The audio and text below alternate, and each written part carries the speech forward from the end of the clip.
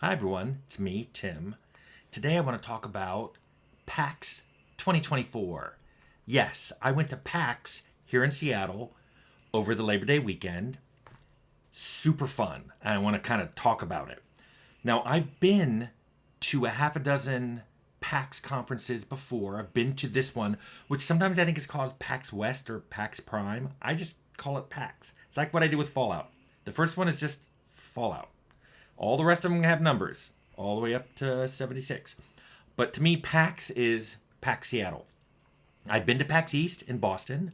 I've been to PAX South in San Antonio. Both were good. I still really like PAX here in Seattle. By the way, the PAX conferences are my most attended conference ever. I don't go to conferences a lot. I have been to multiple PAXs. I've been to multiple GDCs. I've been to way more PAXs than I've been to GDC. Part of it is just, I'm introverted. The idea of going to a conference and turning it into work that I can't escape just makes me go, Ugh. But that's the thing about GDCs. The whole vibe has this work vibe to it. And not just work, networking. So, and you can't escape it. If you run into old friends, it's always like, what are you doing here? Are you giving a talk? What are you working on? You run into people who are new in the industry, and there's this like desperation of like, can you get me a job? Can you get me onto your team? If you even you walk through, the expo hall at a GDC, there's all these vendors who are trying to sell you stuff. Have you seen our compiler? Have you seen our 3D art tool? Have you seen this, that, the other thing? PAX is different. PAX feels like fun. The energy, not just the energy type, which is just fun, fun, fun, but the energy level is really amazing. It's people who love games and they love being there, and you can tell it's this addictive kind of energy too. I may go there, and I'm like, okay, let's do this, and then you get inside, and it's just fun. There's fun things to see, tons of people cosplaying, which I'll get to, and just tons of things to see. You can see games that are about to come out. Or you can watch people playing games, which I love doing. I love watching people playing games because I love seeing what they like, what makes them laugh, what gets them intense, what makes them frustrated. It's fun. You can just stand and watch people play games at PAX and get a good feel for good and bad design. So if you want to treat this as a work trip, you can. That'd be on you. Now, I spent more time wandering the expo hall and the merchants than I did at the presentations. And that's just me. The presentations were good, but there was something about the expo hall that kept calling to me. I did spend some time at Five Nights at Freddy's because I worked with this guy. This is Brian Fryermuth. I worked with him on Fallout. Here we are. It's over 25 years later. So a quarter century later, he's a creative director at Steel Wool Studios. Interestingly, while I was waiting to talk to him, Chris Stewart walked up to me. He was the UX designer on The Outer Worlds, and he works there too. He even told me that Glenn Latier, the UX artist, worked there too. He wasn't there. I came back later, and he still wasn't there. So I never got to see Glenn. But this is what I love about it: is you can run into people you've worked with, and it just feels like fun. And you just chat. No one's trying to sell each other on anything. No one's trying to buy anything. No one's trying to convince anyone to work somewhere. It was just fun. The other reason I like being in the expo hall is I have a dice addiction. I already have a lot of dice. I would see a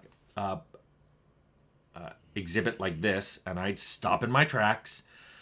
There were multiple dealers selling dice, and I circled around Norse Foundry and Misty Mountain and Foam Brain games.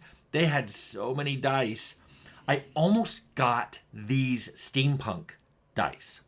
I mean, I looked at them for a long time, but I already have a set of metal dice. In fact, I have a set of brass metal dice. I like to tell people I got a set of brass ones. So I got these really cool liquid core glow in the dark dice. I can't make them glow in the dark. LEDs didn't activate them, and it's really early in the morning here, so you don't get to see them. Also, I kind of thought they were pink. The guy who worked there said, nope, those are purple, but I like the color in my eyeball, and that's all that matters to me. So those are the ones I got. Unfortunately, my dice case is full. So now I got to figure out what set of dice I have, get relegated to second string, and get punted out of the case, because these are going in the case. Again, apologies. The dog has decided this is a perfect time to take a nap. The other reason I like going to PAX is I usually run into friends there. People who aren't in the game industry. And it's fun because they always have different views on what's going on and what they like and what games they're interested in coming out. And what I really love is they cosplay. So I met a friend there, Matt, who, well, I met two Matts. I met Matt, who works in the game industry, who worked on Age of Empires 2 on the engine.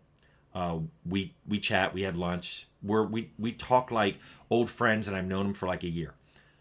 But I met another Matt that I've known probably for 20 years, close to 20 years, more than 10. But I only knew him online. Finally got to meet him in real life, and he was there dressed as Kratos. He makes a good Kratos, too. I mean, he spends a lot of time. That costume, the makeup, he even sprays a fixative on it, which has got to be hot. But it was fun to run into him like that. So then he changes his costume multiple times. So later on, he dressed up as Shipwreck. And that's fun too. Shipwreck from G.I. Joe. And I'm a huge Community fan, so we were talking about the G.I. Joe episode on Community, G.I. Jeff. We ended up going out for coffee, and he had a Fruity Pebbles donut. Because you know what? Sometimes you deserve a Fruity Pebbles donut. I had a chocolate croissant because I'm supposed to be eating low carb, but you know, if he can have a Fruity Pebbles donut, I can have a chocolate croissant. Later on, he dressed up, he changed costume again, and he was one of the courier guys from Death Stranding. I mean, his costumes are good and detailed, and, you know, he does makeup and things light up. Man's hardcore. It was fun meeting him, fun talking about games, just fun talking. The other thing I loved about PAX with the cosplayers is there were so many people in Fallout suits. Just in the expo hall, in the dealer room, waiting for panels, waiting at food trucks. It was fun to run in to them. My friend Matt, the Age of Empire guy, ran into this couple and said, you know, their outfits were awesome and super detailed. I looked for them several times and I couldn't find them. However, I ran into this group.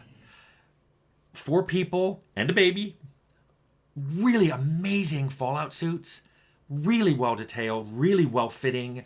Amazing Pip-Boys that actually worked. You know, he had slid in an Android. He had slid in an iPhone and ran an app on it. I mean, it was cool. It was usable.